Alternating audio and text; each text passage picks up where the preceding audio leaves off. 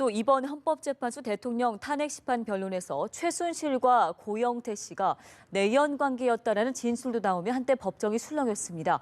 탄핵 사유와는 무관한 질인데 본질을 흐린다는 지적도 나옵니다. 서영석 기자입니다. 증인석에 앉은 차은택 씨를 향해 대통령 변호인단은 최순실과 고영태 씨의 관계에 대해 물었습니다. 차 씨는 두 사람이 내연 관계로 추측된다고 말했고 헌법재판소 대심판정은 일순간 술렁였습니다. 두 사람이 식당에서 이른 아침에 딱 붙어서 식사를 하던 모습을 봤다고 말한 차 씨는 분위기가 정상적이지는 않았다고 설명했습니다. 최순실 씨가 고 씨의 집을 찾아갔을 때 겪었다던 일화도 털어놨습니다. 고 씨 집에 있던 젊은 여성이 최 씨와 실랑이를 벌였다는 것으로 이후 최 씨가 화를 내던 모습은 바람을 피워 헤어지는 전형적인 연인의 모습이었다고 떠올렸습니다. 최순실, 고영태 두 사람은 그동안 업무 관계였을 뿐이라며 선을 그어왔습니다. 화제를 돌리는 데는 어느 정도 성과를 거뒀지만 대통령 탄핵 사유와는 직접 연관이 없는 내용으로 25일 증인으로 출석할 고 씨의 평판을 흔들어 진술의 신빙성을 떨어뜨리려는 의도가 아니냐는 지적도 나옵니다. 남녀 관계든 내연의 관계든 또 그것이 파탄이 났든 어디 됐든 간에 그것이 중요한 것이 아니라 고영태가 경험한 사실을 진술하고 검찰에서 진술하고 있고 국회에서의 국정조사 특위에서도 진술을 했다는 점이 중요한 것이지. 앞서 증인석에 앉았던 김종 전 차관은 박 대통령이 정유라 씨를 직접 언급하며 체육계 영재 프로그램 마련을 주문했다고 밝혀 또 한 차례 법정을 술렁이게 했습니다. 연합뉴스TV 서영석입니다. 헌법재판소에서는 지금 박근혜 대통령 탄핵 심판의 증인으로 나온 차은택 전 창조경제 추진단장에 대한 신문이 이어지고 있습니다. 네, 차 씨는 최순실이 대통령과 통화하는 것을 들었고 연설문을 수정하는 것도 목격했다고 말했습니다. 현재 연결해서 자세한 내용 들어보겠습니다. 이소영 기자. 네, 헌법재판소에 나와 있습니다. 오후 2시부터 최순실 씨를 등에 업고 문학의 황태자로 행세한 차은택 씨에 대한 증인 신문이 진행되고 있습니다. 차 씨는 최 씨가 대통령과 통화하는 것을 몇 차례 들은 적이 있으며 국무회의 말씀 자료를 수정하는 것을 본 적이 있다고 말했습니다. 최순실에게 정리해준 회의 자료에 든 문장이 대통령 말씀 자료에 토시 하나 다르지 않게 포함돼 함께 회의를 했던 공무원들이 의아해한 적도 있다고 진술했고요. 미래재단은 최순실 없이 아무 일도 할 수 없는 곳이었다고 주장하기도 했습니다. 특히 차 씨는 재단의 유명 문학계 인사를 추천했으나 최순실 씨가 좌파 성향이라고 칭하며 탈락시키기도 했다고 폭로했습니다. 박 대통령 측 대리인단은 고영태 씨와 최 씨와의 관계를 집중적으로 캐물었습니다. 차 씨는 고 씨가 최 씨와 내연 관계에 있는 것으로 보였다고 진술했는데요. 최순실 씨가 그랬던 것처럼 이번 사건에서 폭로자 역할을 한 고 씨 진술의 신빙성에 대한 의문을 제기한 것으로 보입니다. 대통령 측은 오전 변론에서 고 씨의 범죄 경력을 조회해달라고 요청했다가 재판부로부터 거절당하기도 했습니다. 네, 또 오전에는 김종 전 문체부 차관의 증인 신문이 있었죠. 네, 그렇습니다. 김 전 차관은 박근혜 대통령이 최순실 딸 정유라 씨 이름을 직접 언급하며 체육계 영재 프로그램 마련을 지시했다고 진술했습니다. 대통령이 장시호 씨 동계 스포츠 영재센터를 잘 챙겨보라고 했으며 평창올림픽 사업자로 WK와 업무 협약을 맺은 누슬리를 선정하는 것을 검토해보라고 했다고도 말했습니다. 김 전 차관은 최순실과 알게 된 것은 하정희 순천향대 교수의 소개였다면서 하 교수가 최 씨와 친한 사이라고 밝혔습니다. 차은택 씨에 대한 증인신문은 3시간이 지난 아직도 진행되고 있는데요. 잠시 후에는 이승철 정경련 부회장이 증인으로 출석합니다. 지금까지 헌법재판소에서 연합뉴스TV 이소영입니다. 문학의 황태자라 불렸던 차은택 씨가 헌법재판소에 나와 폭탄 발언들을 쏟아냈습니다.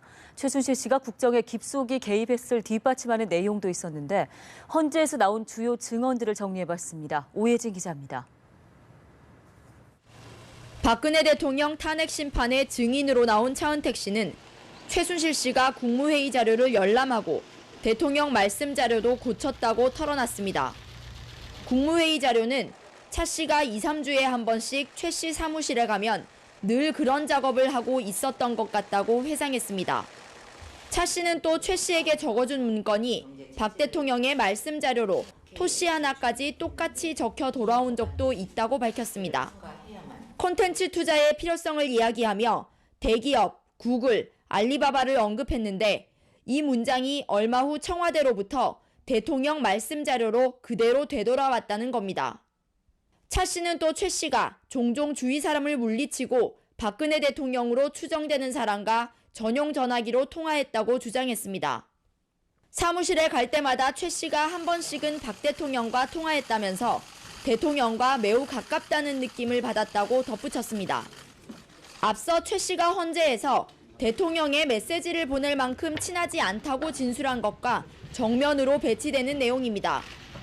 박 대통령 측은 검찰이나 특검 수사에 압박감을 느꼈느냐며 국면 전환을 시도했지만 차 씨는 강압 수사는 없었고 이런 일이 재발하면 안 된다고 생각한다고 말했습니다. 연합뉴스TV 오혜진입니다. 국정농단 사태 주범 최순실 씨에 대한 특검 수사가 본격화할 조짐입니다. 소환을 거부하며 묵비권 행사까지 공언해온 최 씨에게 체포에 의한 강제 수사라는 강수를 특검이 던졌는데요. 힘겨루기의 결과는 중반 수사 향배를 가를 주요 포인트로 꼽힙니다. 김보윤 기자가 보도합니다. 특검팀은 설 연휴가 시작되기 하루 전인 26일쯤 최순실 씨를 체포할 방침입니다. 이틀간 이어질 최 씨의 재판 일정을 감안한 것으로 체포 시한이 48시간인 점에 비춰볼 때 더 이상 시간을 지체할 수 없다는 판단에 따른 것으로 풀이됩니다. 이미 6차례나 소환을 거부했던 최 씨에 대한 조사를 앞두고 특검은 기반 다지기에 주력하고 있습니다. 가장 먼저 추궁할 건 딸 정유라 씨의 2대 학사비리입니다. 정 씨를 제외하고는 의혹 당사자 대부분의 사법 처리가 마무리 단계에 들어선 만큼 추가 혐의가 인정될 가능성이 가장 큰 분야에 수사력을 모으겠다는 의미입니다. 공전하고 있는 삼성 뇌물죄 수사 역시 수뢰자인 최 씨를 통해 살펴볼 방침입니다. 이재용 부회장의 구속영장 기각 이후 주춤하던 특검팀은 황성수 전무와 홍완선 국민연금 본부장 등을 대상으로 수사의 기지개를 다시 켜고 있습니다.